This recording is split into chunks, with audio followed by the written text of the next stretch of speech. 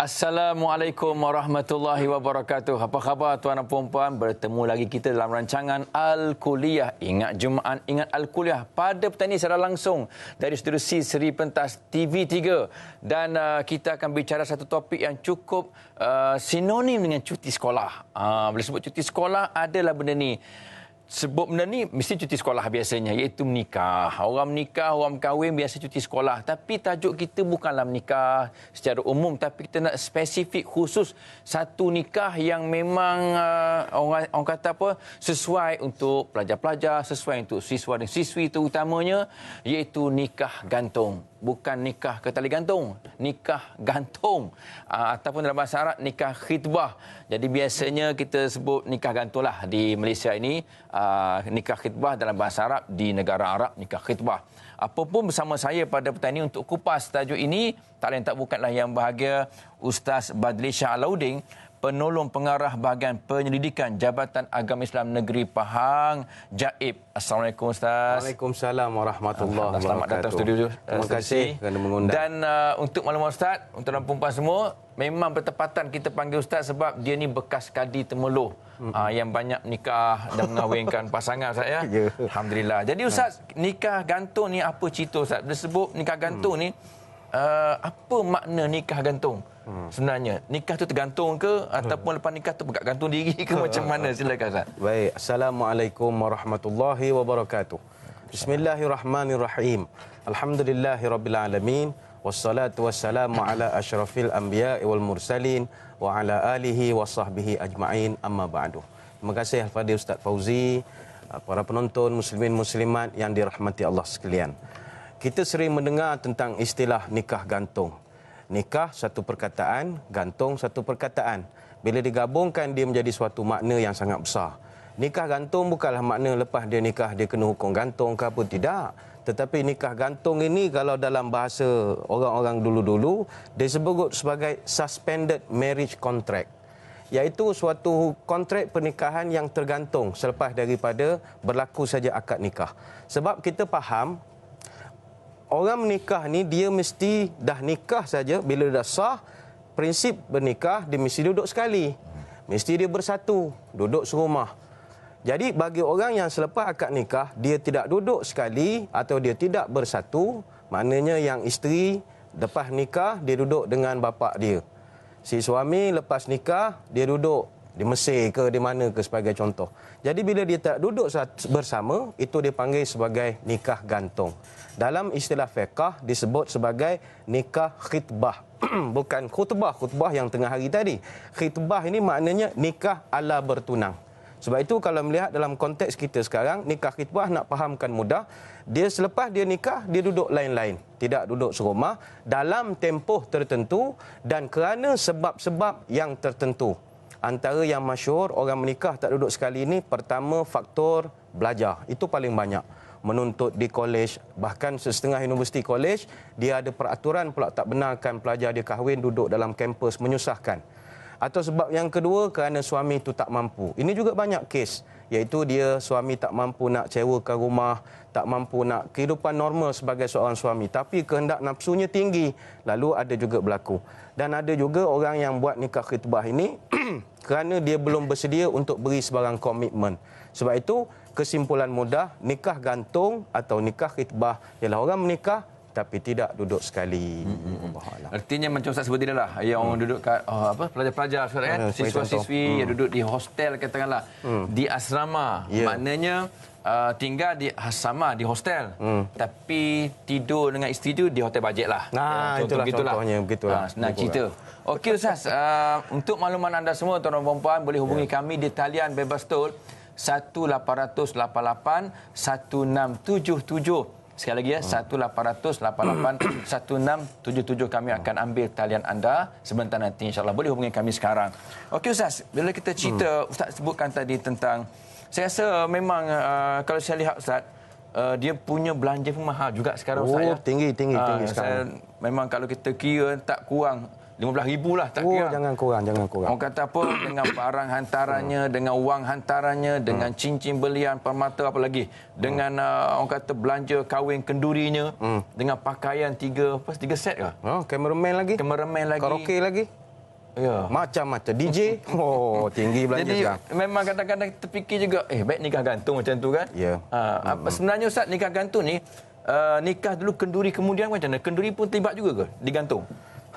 Dia nikah gantung ni kalau adat orang Melayu ialah kita jalankan majlis pernikahan dulu. Kemudian dia takkan duduk bersama sebagai suami isteri hanya selepas majlis kenduri kahwin. Makna nikah saja dulu. Benda ni sebenarnya bukanlah asing. Bahkan kalau kita tengok di dalam bangsa Arab sendiri sebagai contoh, mereka memang amalkan budaya nikah gantung ini, suspended marriage contract ini. Orang Melayu, dia ada sikit silap faham dengan pekah. Kita punya majlis pertunangan, bertunang semata-mata. Mana orang ni hantar hadiah, orang ni sambut hadiah, majlis tukar cincin, ambil gambar lebih kurang, selesai. Dia pun bertunanglah setahun, kemudian dia buatlah pula majlis perkahwinan. Kalau orang Arab, dalam suasana dia buat majlis bertunang itu, dia terus nikah saja. Mana majlis pertunangan itu, dia terus nikah, dia panggil haflun nikah. Tapi dia tak duduk sekali. Mungkin dalam tempoh setahun, dalam tempoh 2 tahun. Sepanjang tempoh itu, mereka tak duduk sebagai suami isteri.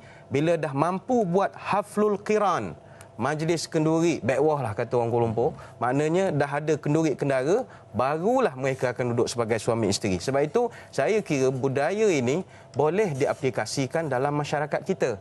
Sebab orang Melayu memang prinsip asasnya memang dia dah buat majlis bertunang. Bahkan setengah orang Melayu ada majlis merisik pun ada majlis. Bertunang lagi sampai 3-4 majlis. Alang-alang majlis bertunang tu kita nikahkan terus. Tapi tidak disandingkan, tidak diberarakkan supaya dalam tempoh dia bertunang, katalah setahun. Kalau dia berdating, dia tengok wayang, dia buat benda-benda tak senonoh sebagainya, dia tak bersalah sebab dia dah bernikah. Kita takut itulah hari ini. Orang bertunang, dia rasa dia dah separuh kaki bernikah. Itu dia buat macam isteri. Kadang makwa atau tunang dia tu bangun, dia tepukkan punggung lah, bersihkan debu. Tak boleh. Itu bukan isteri dia. Jadi benda ni boleh selesai, saya fikir, kalau kita buat konsep nikah gantung. Maknanya nikah gantung ni satu zon yang selamat, Ustaz, ya? Zon selamat. Maknanya kalau tidak kat hotel bajet pun ketuk itu tak apa. Ya. Ada kad, dah kahwin dah. Ya. Okey Ustaz, dari segi rukun-rukun nikah macam mana, Ustaz? Ada pertambahan ke, ada kekurangan ke, ataupun katalah kadi tu ataupun wali tu, aku nikahkan dikau dengan anak perempuan aku dengan nikah gantung, dia sebut, ada sebut tak? Apa dari segi rukun-rukun? Ada beza tak? Tidak ada perbezaan. Bahkan rukun-rukun nikah yang biasa yang kita sebut sebagai adanya saksi, adanya akad, ada ijab qabul, itu kekal macam biasa. Disebabkan dia punya rukun sama, justru antara nikah khitbah dengan nikah yang normal sama saja prosesnya. Cuma dia ada perbahasan-bahasan ulama, kita akan terangkan kemudian. Tapi dari segi prinsip asal, mereka adalah tetap saja suami isteri. Sebab itu, saya melihat sudah sampai masanya di tanah air kita ini, kita perkenalkan budaya ini. Budaya orang muda yang nak bertunang tu, daripada dia bertunang, baik kita nikahkan saja. Kemudian majlis yang besar-besaran buat kemudian. Andai kata dalam tempoh nak menunggu majlis besar-besar tu, dia termengandung. Kita tak susah hati sebab dia dah dinikahkan. Yang kita tak nak berlaku, dia tunang sampai 2-3 tahun. Berlaku di tengah-tengah tu, dia termengandung dan macam-macam. Ini menyusahkan. Sebab itu, tajuk kita nikah gantung. Orang Melayu sekarang, dia gantung nikah. Dia menggantungkan pernikahan pada satu tempoh yang terlampau lama. Bila kita gantungkan nikah pada tempoh yang terlampau lama, implikasinya besar. Tapi kalau kita nikah gantung, saya kira tak jadi masalah. Dan benda ni sabit dengan nas yang kuat sebenarnya. Masalahnya Ustaz, kadang-kadang adat orang kita Melayu, Ustaz, adat pun kadang-kadang memainkan peranan penting juga, Ustaz. Orang kita orang Melayu ni adatnya ialah lepas nikah kena kenduri. Selagi tak kenduri, tak boleh duduk bersama. Maknanya tak boleh pergi dating, tak boleh. Jumpa tak boleh, nak tidur tak boleh. Sebab belum kenduri lagi, Ustaz. Apa betul sikit adat, Ustaz? Apa betul kan? Ini tak betul bahawa kita dalam persoalan bila nikah saja, kita terus saja boleh seorang suami dan isteri itu bersama-sama dengan isterinya. Tapi kita letakkan syarat sebagai adanya haflul qiran, sebagai orang tu nak boleh duduk bersama. Duduk bersama bukan bererti orang itu dia sekadar mengadakan hubungan suami dan isteri. Tetapi juga dibenarkan dia itu duduk sekali dengan suami dia. Cuma perlu diingat, apabila orang nikah gantung, kemudian si isteri duduk pula dengan suami dia macam biasa, dia dah tak jadi gantung. Ketika itu dia jadi macam kita ni lah, proses macam biasa. Maknanya isteri dah duduk dengan kita. Sebab itu ulama meletakkan syarat, bila isteri itu duduk saja dengan suami, berlakunya suatu kaedah dia panggil tamkin. tamkin ni isteri duduk serumah dengan suami. Tak kira sama ada dia duduk dalam rumah tu dia main carrom berdua ke, dia main damaji ke, menengok TV Al-Kuliah ke, asal dia beraktiviti dua orang, dia telah tertakluk dengan syarat-syarat nafkah dan sebagainya. Sebab nikah gantung tak tertakluk syarat nafkah. Maknanya bila hari ni kita nikah, maknanya saya suami balik Mesir misalnya, isteri balik ke Jordan misalnya. Saya tidak ada hak nafkah pada dia sebab dia walaupun dah berkahwin, dia masih di bawah nafkah mak bapak. Walaupun dah jadi isteri orang.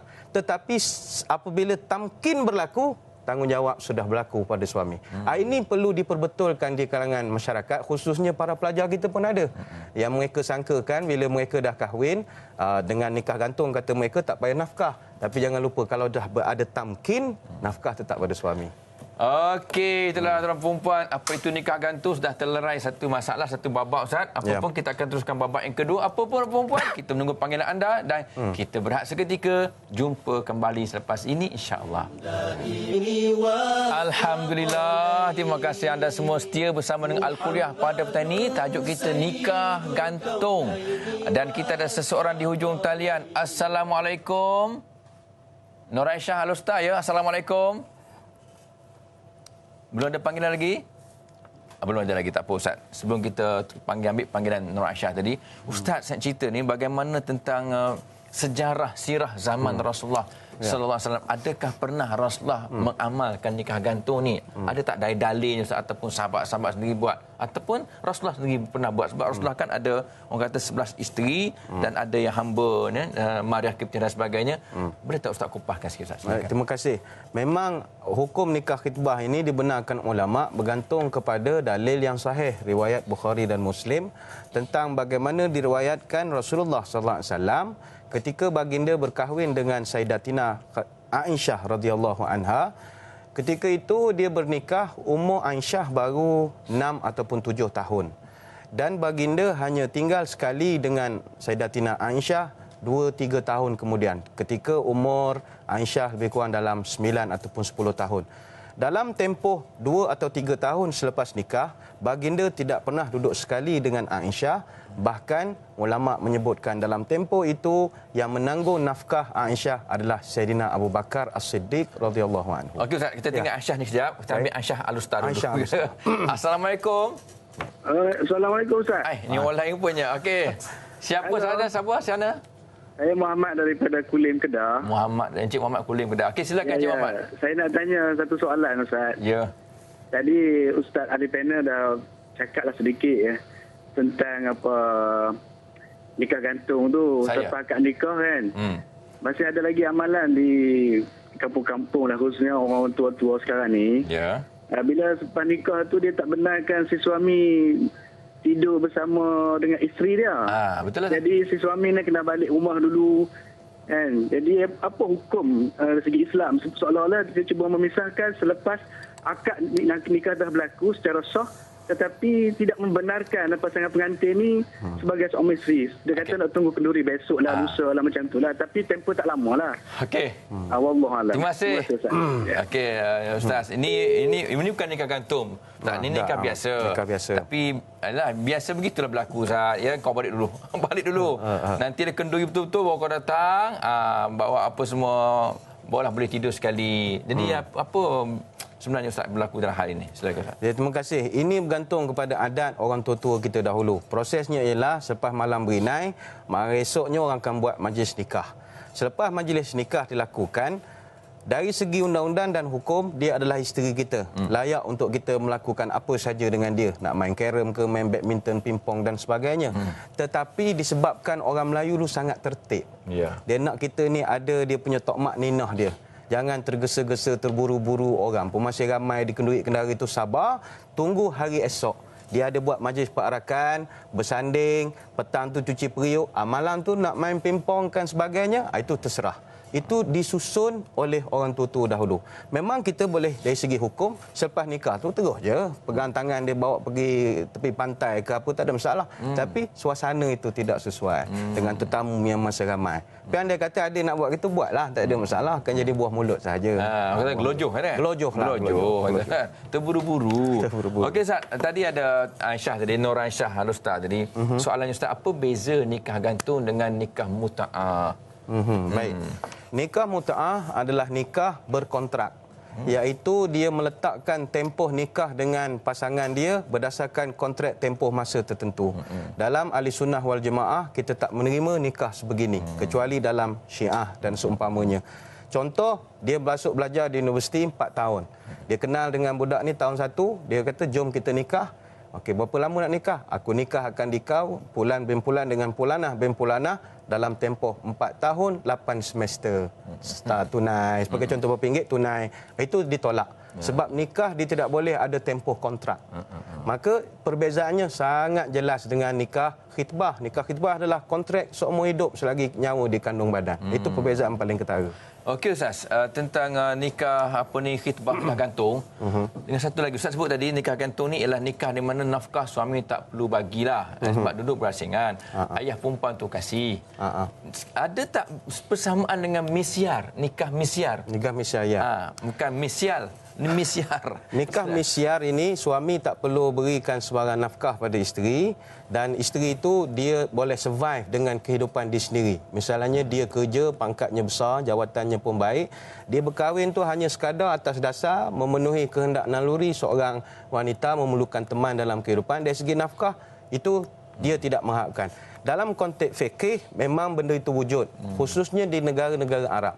Tetapi dalam konteks di Malaysia, ada cadangan pernah diutarakan untuk kita benarkan kahwin misyar ini, tetapi mendapat sedikit tentangan atas sebab orang Arab dengan orang Melayu dia lain. Orang Melayu ni dia kalau isteri dia yang bekerja, dia tak bekerja, dia akan ambil kesempatan sungguh-sungguh.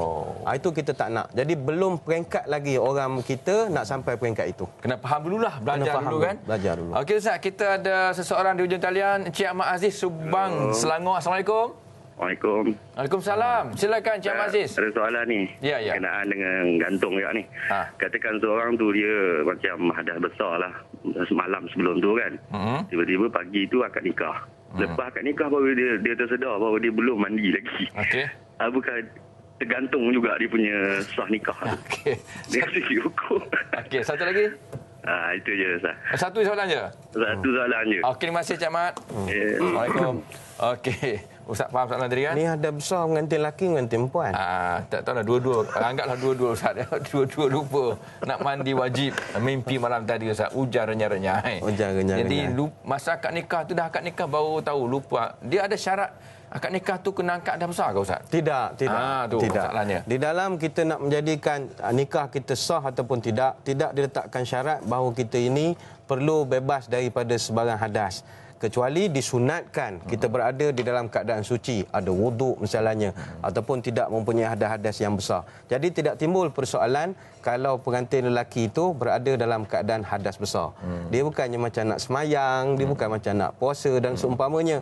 Begitu juga kalau berlaku keadaan wanita itu atau perempuan itu bernikah dalam keadaan dia sedang datang bulan misalnya, juga tidak menjejaskan kepada nikah itu sendiri. Sebab selama dia tak langgar 5 prinsip rukun nikah, iaitu mesti ada pengantin lelaki dan perempuan, ada saksi, ada ijab, ada qabul, maka nikah itu boleh diterima insya-Allah. Okey Ustaz, berpatah balik cerita Ustaz tentang Aisyah, betul ni zaman Rasulullah ni. Yang Ustaz sebut bahawa yang bagi nafkah ke Aisyah masa umurnya 6 tahun 7 tahun tu masa nikah tu ialah Abu Bakar Siddiq. Sambung Ustaz, sambung. Baik. Daripada peristiwa Nabi kahwin dengan Aisyah, nikah umur 6 tahun, duduk sekali berumah tangga umur 9, ulama ambil istinbat hukum bahawa dalil mengatakan kalau orang yang nikah gantung, tanggungan nafkah adalah duduk di bawah ayah perempuan itu, bukannya suami yang baru dia nikah. Sebab itu bila kita lakukan nikah khitbah, kepada para bapa sekalian, masih lagi bertanggungjawab beri duit pada anak perempuan kita itu. Kalau dia belajar di universiti, yuran dia kita bayar, perbelanjaan dia kita bayar. Kita tak boleh kata, dia kan ada suami. Tak boleh, sebab ini nikah gantung. Nikah gantung, tanggungan masih di bawah seorang bapa. Kecuali macam saya sebut tadi, anak perempuan kita itu sudah tamkin, dah duduk serumah dengan suami dia, dah duduk berkehidupan, dah ada kehidupan. Dia duduk berdua, ke hulu ke hilir dalam rumah, ketika itu barulah jatuh nafkah pada suami. Kecuali ada pendapat di dalam mazhab Zahiri, Ibn Hazm misalnya.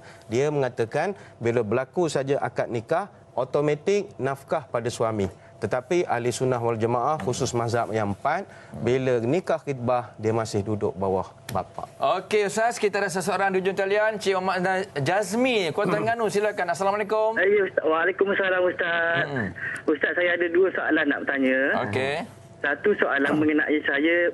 Tahun lepas saya sudah ajak kabur kahwin dengan isteri saya. Okey. Isteri saya masih berada di Terengganu dan saya berada di Johor. Atas urusan kerja tertentu, adakah saya diistilahkan nikah gantung? Dah tinggal serumah ke belum? Dah tinggal serumah ke belum sebelum ni? Sebelum ni memang dah tinggal sekejap-sekejap lah, dalam masa 2 hari, dalam masa 2 bulan sekali. Oh, 2 bulan sekali. Okey. Berapa lama dah kahwin? Baru nak masuk setahun. Baru setahun. Masuk setahun maknanya baru 12 kali jumpa lah. Sebulan sekali. Lebih kurang macam tu lah Ustaz. Okey. Dan soalan kedua saya tanya tentang macam saya kerja bawah kerajaan. Saya kena terpilih misi PBB ke dekat luar negara. Lagi saya terdengar soalan macam kita sebelum kita akad nikah, kita tak bersama dengan isteri kita selama 3 bulan. Adakah jatuh dari segi apa tu hukum dia? Okey.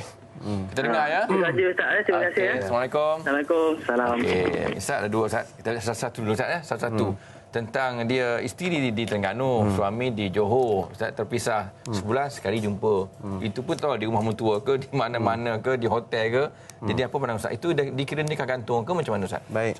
Terima kasih Saudara Jazmi. Nikah begitu kita tak panggil nikah gantung.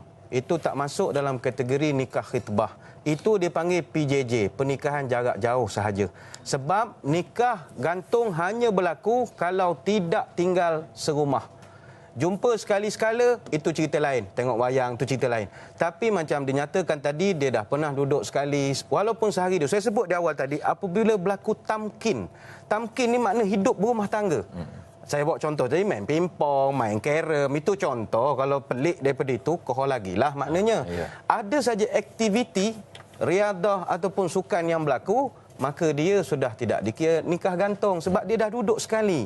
Tapi jumpa sekali-sekala di Taman Bunga, lepas tu balik ke kampus. Jumpa sekali di KLCC, sekali-sekala. Itu tidak ada pertanggungjawaban. Maka nafkah masih di bawah bapa si perempuan.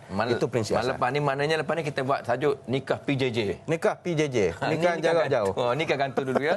Okey Ustaz, nombor 2 Ustaz, tentang dia kerja kerajaan, government, government. PTD akan dihantar mana-mana Ustaz, tempat yang jauh barangkali. Dia sebut 3 bulan berturut-turut dia tak jumpa isterinya, adakah jatuh taklid dia? Dia sebut dalam silakan Ustaz. Dalam taklid yang standard di seluruh negara, bila kita lepas nikah, kita akan sebut satu ikrar. Sekiranya saya meninggalkan isteri saya 3 bulan atau 4 bulan hijrah berturut-turut tanpa sebarang khabar berita, maka sekiranya isteri saya buat pengaduan ke Mahkamah Syariah, maka jatuhlah talak satu dengan nilai RM1 ataupun RM10, RM100 dan sebagainya. Maknanya ada syarat di situ, tanpa sebarang khabar berita. Kalau 3 bulan tak ada berita langsung, salahlah. Sebab itu dalam masa itu sekali-sekala telefon, hantar mesej, buktikan kita masih hidup lagi. Itu pun atas isteri Ustaz kan. Kalau isteri pergi dakwa ke mahkamah, barulah jatuh. Okey, kita soal lagi Ustaz. Boleh Ustaz? Soal lagi Ustaz. Boleh. Abdullah ya, daripada mana ni? Assalamualaikum. Assalamualaikum. Hello. Assalamualaikum. Waalaikumsalam. Ya. Okey, teruskan dengan soalan.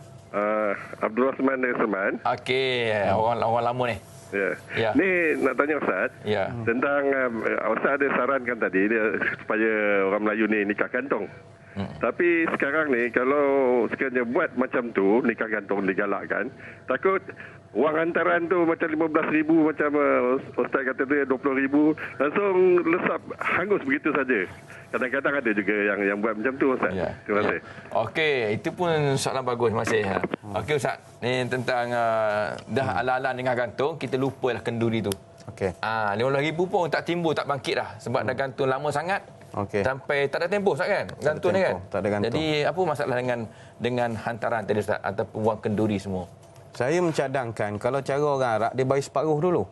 Makna separuh, kemudian pernikahan, masa walimah, haflah zafaf, dia akan separuh lagi. Ini deposit lah ni? Deposit, 50%. Ataupun kalau kita nak buat budaya baru orang Melayu, yang ni perlukan keberanian. Masa haflul kiran, mana haflul nikah, dia bayar sekian. Kalau dia gantung, maknanya tak nak buat majlis kahwin tu dalam tempoh yang lama, dia punya jumlah hantaran ataupun kenduri itu kosnya kita doublekan sebagai contoh. Itu juga boleh menjadi suatu budaya yang kita boleh sama-sama fikirkan. Mana sebagai contoh, satu majlis kenduri 15,000. Tapi kalau awak nikah khitbah, barangkali kita boleh anjak sampai 20,000. Dengan alasan awak ada masa untuk bekerja, kuat, cari duit, apa semua. Jadi ini benda-benda baru yang saya kira para alim ulama' boleh mencadangkan. Okey. Ustaz orang Kuantan Ustaz? Ya. Kita ada orang Bentong. Di ujung talian sini. Assalamualaikum. Waalaikumsalam warahmatullahi. Siapa di sana? Salmah. Salmah, Puan Salmah. Silakan. Assalamualaikum Ustaz. Waalaikumsalam. Nikah gantung akad nikah. Walaupun dah halal tapi masih tergantung. Yang pelik sekarang ni bila bertunang dan tengah berkasih-kasih dah macam suami isteri. Kesana kemari berdua-duaan. Tetapi bila dah kahwin kemudian hamba pula. Kita bimbang dah bila dah berdua-duaan syaitan ketiga. Tak sempat nikah. Macam mana tu Ustaz? Minta pandangan. Assalamualaikum. Okey, Waalaikumsalam Puan Salma. Macam berpantun pun dia juga, bersyair gurindam pun dia juga kan. Soalannya kat mana tu Ustaz? Banyak sangat soalan dia. Jadi Ustaz barangkali kenapa jadi begitu Ustaz ya? Contohnya satu, lesen besar, dah tunang lesen besar. Orang tadi dah boleh sapu-sapu punggung dan sebagainya, ada habuk debu kan. Yang keduanya, kenapa bila dah kahwin jadi hambar? Bukan minyak hambar tu ya, untuk hambar tu minyak kastur apa, minyak wangi. Hambar Ustaz, memang rasa dah tak seronok, nak pandang tengok pun dah kurang lah.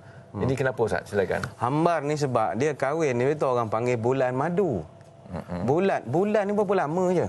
30 hari, 29 hari. Sebab itu bulan madu. Dia memang tak boleh lama. Kahwin ni mula-mula je manis, I love you, lingyang apa semua. Lama-lama dia tak ada, dah manis, tinggal kencing manis saja. Sebab itu kalau tanya kepada orang dah lama kahwin, masa bila paling seronok sekali kahwin? Seminggu pertama, minggu kedua seronok. Tapi kalau dah 10 tahun seronok dah, kurang sikit. Macam mana nak tambah balik keseronokan? Nikah lain. Nikah baru. Sentiasa nikah baru. Caranya tu terpulanglah pada masing-masing. Nak poligami ke, pergi honeymoon semula ke, buat semula kenduri kahwin ke. Dia mesti sentiasa diberi nafas barulah, lebih kurang begitu. Boleh difikirkan Ustaz? Boleh dianjurkan, ramai orang boleh menganjurkan begini. Nikah lagi. Wallahualam. Saya rasalah jawapan Puan Salmah tadi saya rasa. Boleh tak kaitkan Ustaz? Cinta sebelum kahwin dengan cinta selepas kahwin, ada beza tak Ustaz? Silakan. Ya, saya banyak berjumpa orang yang bercinta lepas kahwin dengan orang bercinta sebelum kahwin. Saya dapat lihat orang bercinta lepas kahwin jauh lebih bahagia sekali. Ya, ramai sahabat-sahabat kita pun di Mesir, di mana-mana, yang mereka ini memang tak bercinta, balik ke Malaysia, beritahu mak bapak saya nak kahwin. Jadi mak bapak dia cari, bila dapat saja ditunjukkan calon-calon mereka kahwin, dia beritahu bila itulah tempoh paling seronok. Baru nak kenal, baru nak bersembang, tanya nama. Dia ada kemanisan lebih daripada orang yang dah lama bercinta lah. Macam kita yang dah bercinta kemudian kahwin, nama dia kita tahu, mak bapak dia. Ni baru kahwin, oh abang awak kerja ni. Oh dia banyak explore. Itu explore benda-benda keluarga, belum benda lain. Jadi dia mendatangkan keseronokan, lebih manis berbanding sebelum. Lebih manis dan ada lebih malu sikit. Lebih malu sikit. Okay, bagus tu. Okey Ustaz, nampaknya kita dah masuk blok yang kedua. Kita nak berehat dulu sebelum masuk blok yang ketiga pula. Apa pun, kita kembali selepas ini insya-Allah. Alhamdulillah, syukur kepada Allah SWT sebab anda dan kami masih lagi dalam satu wadah iaitu Al-Kuliah bicarakan topik nikah gantung pada petang ini. Apa pun Ustaz, kita kadang-kadang kita bukan sekadar bercerita tentang hukum, dalil dan sebagainya Ustaz, tapi kadang-kadang kita nak perbetulkan dalam masyarakat kita benda-benda tak betul. Kadang-kadang ada juga ibu bapa bila mana ada laki-laki nak melamar anak gadisnya tapi nak nikah gantung sebab tak cukup duit, nak beli hantaran 15,000 Ustaz. 15,000 bukan senang tu seorang pelajar universiti katakanlah. Tapi kadang-kadang orang tua cakap, tak ada duit jangan kahwin. Kumpul duit dulu 3-4 tahun baru datang. Aku tak benarkan kahwin dengan anak aku sebab kau tak ada duit. Aku nak suruh anak aku kahwin dengan magistrate, doktor, student tak main tu. Jadi apa Ustaz? Nak betul mentaliti. Saya takut bukan apa, bila tak kahwin, yang pertama dia akan mengundang malapetaka Ustaz. Yang pertama orang kali frust, menongging, kecewa, akhirnya bunuh diri satu hal. Yang kedua lari ke Lombok ke mana-mana tak tahulah kan. Nak menyelesaikan masalah, akhirnya punah ranah rumah tangga. Boleh tu Ustaz ceritakan sikit mentaliti setengah-setengah ibu bapa ni. Baik, terima kasih. Kepada ibu bapa sekalian, memang kita tidak nafikan bahawa zaman kita dahulu, kalau nak kahwin dengan anak orang, kita kena ada kelengkapan yang cukup. Bak kata orang tua-tua, hati berani, senjata tajam, mulut baca, emas banyak. Kalau tak ada benda-benda itu, jangan beranilah nak minang anak orang. Tetapi konteks zaman kita dulu, muda-muda, tak seteruk sekarang. Dulu cabaran coupling, cabaran untuk pergi dating tak seteruk zaman kita ini, zaman sekarang ini. Zaman sekarang dah luar biasa. Kalau Ustaz Fauzi masih ingat, kalau kita dahulu zaman-zaman muda-muda barangkali chatting ni MIRC saja yang pakai internet, itu saja paling. Sekarang orang coupling yang jarak jauh pun boleh buat benda pelik-pelik. Saya pernah tengok dalam satu cyber cafe satu budak sekolah. Saya ingat dia buat apalah, dia cium skrin komputer. Rupa dia cakap dalam komputer kan keluar Skype apa, keluar gambar kan. Girlfriend dia cium skrin. La ilaha illallah, tak betul lah kepala budak ini dah. Dia boleh cium pada komputer. Dah semakin teruk. Jadi kita tak nak sebelum berlaku apa-apa, maka kita ambillah alternatif yang Islam ajarkan. Solusinya nikah khitbah. Memang kita nak pertahankan. Kalau tak mampu jangan kahwin. Tapi zaman kita bolehlah. Zaman sekarang dah teruk. Budak-budak sekarang ni bercinta bukannya macam kita bercinta zaman dulu. Dulu masa zaman dulu lain, zaman sekarang cabarannya sangat besar. Okey Ustaz, saya nak rujuk balik kepada statistik di Malaysia Ustaz ya.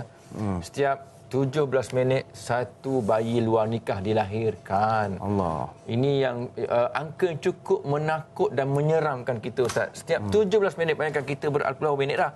Kan berapa bayi dah dilahirkan. Jadi sebenarnya barangkali nikah gantung satu alternatif Ustaz.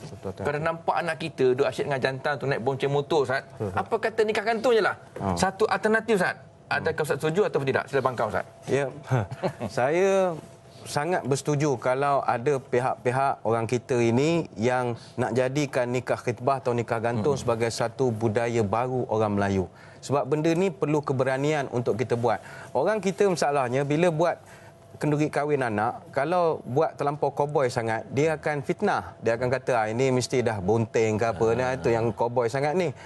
Kita nak ubah persepsi ini sedikit susah. Tetapi kalau kita nak jaga, nak buat dia dari segi mengelak mudarat, maka saya kira boleh jadi alternatif. Masalah remaja yang tadi Ustaz Fauzi sebut, memang satu benda yang sangat kita risau. Mereka bercinta tak macam zaman kita bercinta. Bila jauh berutus surat, bila dekat tangan pula berjabat.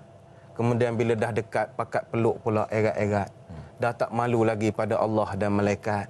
Dah tak malu lagi pada agama dan juga adat. Akhirnya perut kempis tiba-tiba jadi bulat.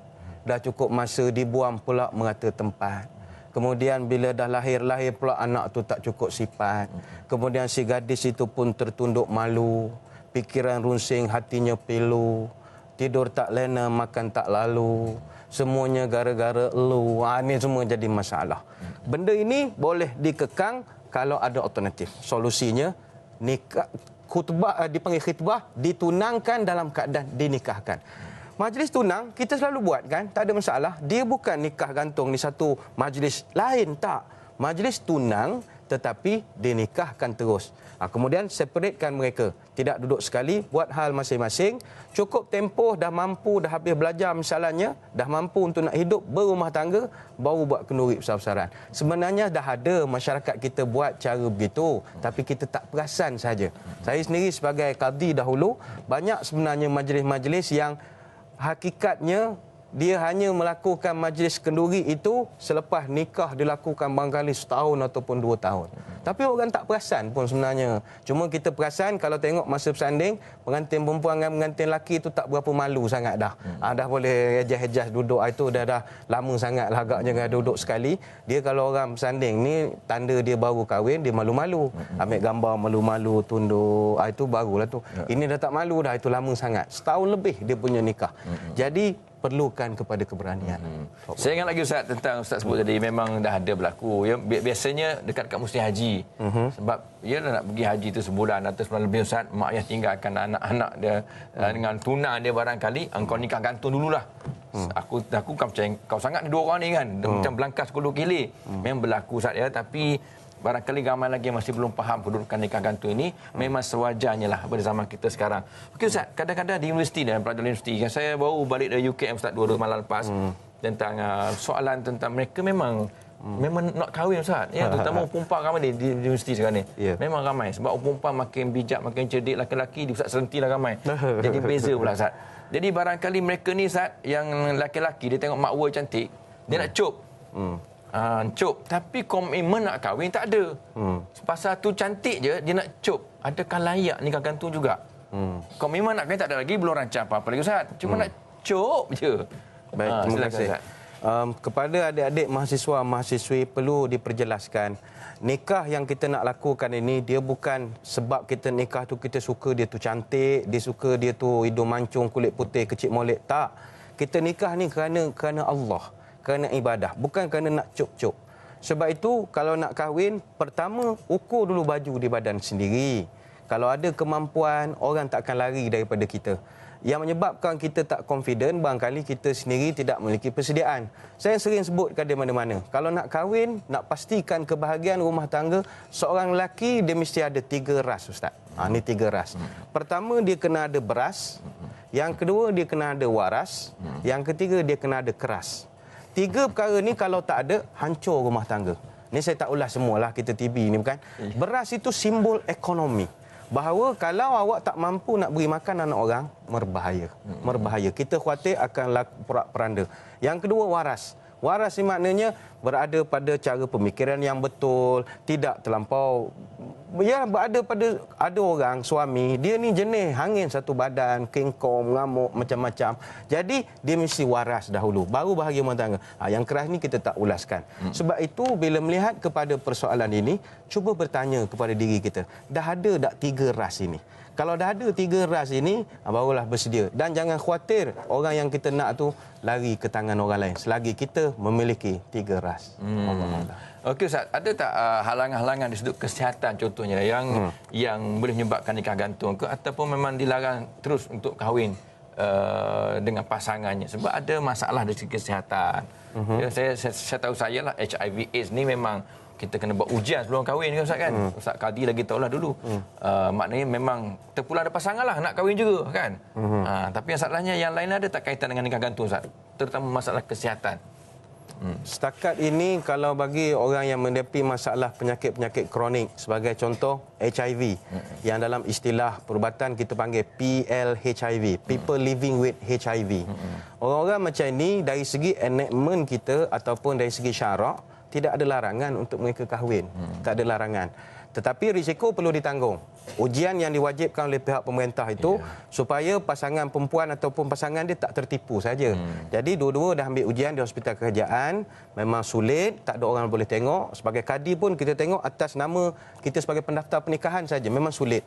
Jadi kita tengok dan kita panggil. Okey, awak punya pasangan dia PLHIV, maknanya dia people living with HIV. Sanggup atau tidak? Risiko tanggung sendiri. Dari segi ini nak bersama ada caranya. Dan di luar sana banyak tempat-tempat NGO yang sebenarnya membantu bagaimana kita nak hidup dengan orang HIV ini. Jadi saya kira tak ada alasan orang PLHIV untuk nak buat nikah gantung ke apa, sebab tidak ada larangan untuk mereka normal seperti orang lain. Okey Ustaz, dah panjang lebar Ustaz bicara dalam masuk blok ketiga nak masuk blok keempat. Apa kata kalau sebelum masuk blok keempat kita berehat dahulu, bagi Ustaz rehat, minum air. Kita kembali selepas ini insya-Allah. Alhamdulillah, kita dah masuk blok yang keempat, blok yang terakhir pada petang ini. Tajuk kita ialah nikah gantung. Kita pun tak mau tak memudahkan sangat soalan-soalan nikah gantung ini, dan tidak mau memberat ataupun orang kata apa menyukar, menutup pintu juga ya. Tapi sangat memudah pun tak boleh juga, nanti lepas tangan semua je kan, ada unsur-unsur penipuan. Cuma saya sekait Ustaz, bila sebut nikah gantung ni banyak memihak kepada anak-anak muda lah ya, universiti dan sebagainya. Tapi saya ingat satu hadis, ya ma'syarah syabab, wahai anak-anak muda, kata Nabi, siapa di antara kamu mampu berkahwin, maka berkahwinlah, sebab dia boleh menutup pandangan dan menjaga kehormatan ataupun alat sulit kemaluan.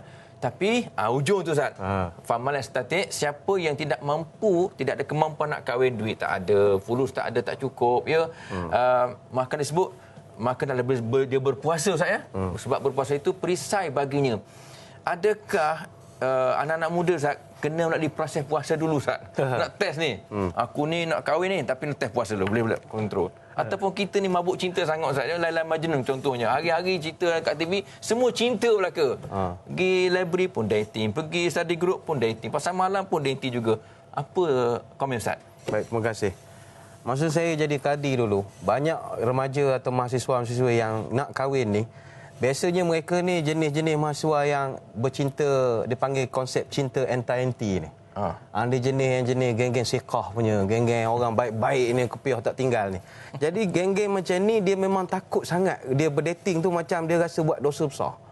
Jadi lalu dia mikirkan dia kena nikah untuk nak selesaikan. Nasihat saya begini, silakan nak kahwin. Kita tidak ada halangan pun bagi mana-mana warga negara Malaysia yang cukup syarat untuk berkahwin. Tetapi renung-renungkanlah.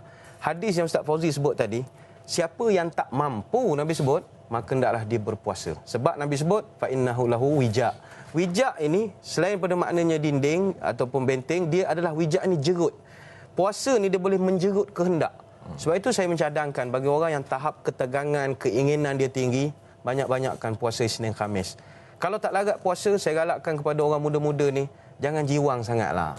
Aktiflah sikit. Main futsal, main bola, pergi jogging. Ini pergi pasar malam pun bawa gepren la ilaha illallah. Terlampau jiwang karat sangatlah. Bila dia terlampau jiwang, hidup dengan Nobel cinta. Ini dia siang malam hidup dia fikir kahwin. Dia tak aktif. Dia tidak terlibat. Kalau di universiti saya fikir, kalau dia terlibat dengan persatuan, aktif buat program, masuk kampung orang asli, tak ada masa nak mikir benda-benda macam ni sebab terlampau fokus. Kita bukan mengata tak boleh dia nak kahwin. Silakan. Kita boleh benarkan. Namun ingat, nak kahwin, wahai anak muda sekalian, nak pastikan kebahagiaan, sila ada 3 kunci. Kunci pertama, kunci kereta kena ada. Kalau tak ada kereta pun kunci motor. Kalau kahwin tak ada kenderaan, apa cerita? Betul, setuju. Yang kedua, kunci rumah. Kalau tak ada rumah beli, rumah sewa pun jadilah. Kunci yang ketiga, takkan tak ada rumah. Takkan lepas kahwin duduk bawah jambatan pula lah. Tak boleh. Kunci yang ketiga, kunci pejabat. Kalau tak ada ofis pun, meja ofis pun jadilah. Makna kena bekerja. Ini yang kita pesankan. Ini pesan orang tua ni. Pesan untuk kestabilan. Memang kita nak berhujah, kita menang. Hadis Quran suruh mengelakkan zina dan sebagainya. Tetapi common sense lah. Kita tengok pertimbangan. Hari ni kita buat begini, nanti anak kita pula satu hari esok berprinsip je tu, apa perasaan kita pula nanti. Timbang-timbangkanlah. Wallahualam. Okey Ustaz, itu saya setuju Ustaz. Sebab yang saya pun pesan kat saya Ustaz, arwah dah, saya ada arwah dah. Yang pertama mesti ada kerja. Ada gaji lah kan, ada duit. Yang kedua mesti ada rumah. Nak tak ke mana bini kita kan? Atas pokok. Itu Doremi boleh atas pokok kan. Yang ketiga mesti ada kereta. Takkan isteri kita mengandung naik LRT, orang harian naik bas dan sebagainya kan. Mesti untuk safety, keselamatan dia. Okey Ustaz, kita barangkali dah agak-agak ujung ni Ustaz. Mari nak tanya Ustaz lah tentang anak-anak muda kita di luar sana, keluarga dan mak ayah kita, supaya mengambil berat pasal nikah kahwin ni. Ambil berat ya, terutamanya anak-anak remaja. Ambil berat dah sampai masanya mereka dah bercinta dan nampak dandan lain macam Ustaz. Dia punya make up lain macam dah. Dulu tak reti make up, sekarang dah reti make up dah. Elok, apa kata Ustaz kalau saya bagi pandangan supaya tanya awak ni, Alung dah ada pasangan ke? Walaupun baru lepas SPM tak apa, tanya Ustaz kan. Dah ada pasangan ke? Dah ada bakal suami? Dah calon ke? Supaya kita tak mahu anak kita terbunting, kemudian barulah kita menyesal. Jadi apa mesej untuk Ustaz, untuk semua yang melihat kuliah pertama ini? Silakan Ustaz. Terima kasih. Memang Sayyidina Umar Al-Khattab radhiyallahu anhu berpesan, kita dengan anak ni ada 6 perkara yang kita kena buat. Bermula pada nama dia yang baik, sampailah yang hujung kata Umar, ayuzawijhu iza adraka. Sampai masa kahwinkanlah. Kalau kita tengok anak perempuan kita itu bedak dah makin seminggu cepat habis. Itu ada tanda lah. Rupa bedak tu ditabur dalam surat. Kan zaman dulu nak hantar surat rupa bedak kan. Bila baca habis berdebu. Itu tanda ada boyfriend. Wangi konon dulu ya. Cerita dululah. Yeah. Itu tanda-tanda dah ada pasangan lah tu. Ketika itu kalau kita tengok dia dah pasangannya yang budak lelaki tu pun okey kedudukannya, walaupun tidaklah bekerja tinggi tapi agamanya bagus, jenis ustaz-ustaz bagi contoh, maka langsungkan sajalah. Kita tak nak kalau seorang tu dia dah ada hubungan, lalu dia nak minang pula kita tak bagi, kalau berlaku masalah di kemudian hari, kita akan dipersalahkan. Kita tak nak nanti kerana kita tak nak bagi anak kita kahwin, lalu terpaksa pula panggil buletin utama TV3, merayu anak balik, anak dah lari ke sana kemari. Itu antara punca bila tak nak dinikahkan anak-anak itu. Tapi bagi pihak anak-anak pula, walaupun petang ni kita kempen tentang bagusnya nikah khitbah, jangan pula ambil kesempatan. Kita nak kahwin kebahagiaan kita, tapi mak bapak kita yang dah jaga kita daripada kita kecil sampai kita besar, renung-renungkanlah budi mereka pada kita. Hancur perasaan dia barangkali kerana tak sempat nak merasa nikmat daripada hasil pekerjaan kita. Habis belajar turun kerja dah kahwin. Tak ada merasa nak gaji pertama daripada anak yang dia tu. Jadi saya fikir pertimbangan sangat penting daripada anak-anak dan juga mak bapak tu sendiri. Okey Ustaz, kita ada masa lagi Ustaz. Ini soalan cepu cemas. Cepu cemas. Siapa semua tak tahulah ya. Ini Ustaz, ada orang tanya Ustaz. Okey, dia dah nikah dah Ustaz. Baik. Ini isteri pertama. Dia dah ada tamkin. Tamkin tu dah boleh duduk serumah. Nak kahwin isteri kedua Ustaz, boleh tak nikah gantung? Isteri kedua. Atau isteri ketiga dan seterusnya, ya, nikah gantung. Yang ni bertemu pun ya di luar-luar, ya, tidak ada. Silakan Ustaz. Baik. Apa juga nikah namanya nikah gantung ke nikah khitbah, nikah koboi ke apa ke saja. Nasihat saya satu saja, sila ikut peraturan. Sila ikut peraturan. Nak nikah poligami, nak buat cara macam nikah khitbah, buatlah ikut peraturan. Mana kena cukup rukun dia, ada saksinya, buat majlis elok-elok. Jangan menikah dalam kereta lah, menikah dekat hotel lah, yang jenis duduk bilik 4-5 orang. Ada benda tak kena. Pakai sindiket, itu kita tak nak. Sebab nikah-nikah yang tak ikut peraturan, bukan kita cerita tidak sah. Kita cerita tentang kebajikan perempuan itu nanti. Dia tak boleh nak tuntut hak, dia tak boleh nak tuntut serata pencarian macam-macam. Apa juga bentuk nikah, silakanlah. Tolong ikut peraturan. Pada yang muda-muda pun gitu. Saya fahamkan ada setengah pelajar universiti dulu, dia nikah di universiti je sama dia dalam bilik.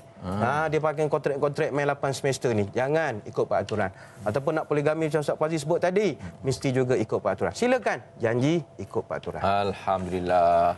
Apa pun Ustaz, terima kasih banyak Ustaz sebab berkongsi maklumat dan ilmu kepada kami dengan nikah gantung tadi. Mudah-mudahan kita semua faham dan kita permudahkan yang payah, jangan sampai memberatkan sangat sehingga anak-anak muda kita terbabah dan tersasar sampai lahirnya anak luar nikah begitu ramai di Malaysia ini. Apa pun Ustaz, terima kasih banyak dan terima kasih kepada anda semua yang menonton kuliah, yang sudi, yang kata apa, menjadi peminat setia, dan jangan lupa temu janji kita pada minggu hadapan. Ada kaitan juga dengan nikah gantung ni. Dah tak dapat nikah, akhirnya berpeleseran, jadilah anak siapa tu? Jadi tajuk kita minggu depan ialah anak siapa?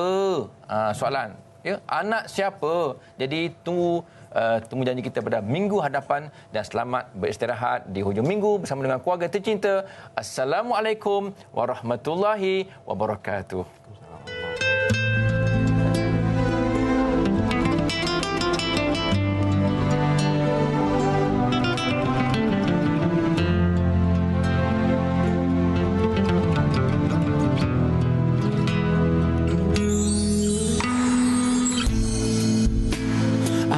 Bersyukur kau di sini kasih, di kalbuku mengiringi, dan padamu ingin ku sampaikan. Kau cahaya hati, dulu ku palingkan diri dari cinta, hingga kau hadir rubah segalanya. Oh, inilah janjiku kepadamu. Sepanjang hidup bersamamu, kesetiaanku tulus untukmu hingga akhir waktu. Kaulah cintaku, cintaku sepanjang hidup. Seiring waktu aku bersyukur atas hadirmu kini dan selamanya. Aku milikmu, yakini hatiku. Kau anugerah Sang Maha Rahim, semoga Allah berkahi kita. Kekasih penguat jiwaku, berdoa kau dan aku di jannah. sisimu, kau hadir sempurnakan seluruh hidupku. Oh, inilah janjiku kepadamu, sepanjang hidup bersamamu, kesetiaanku tulus untuk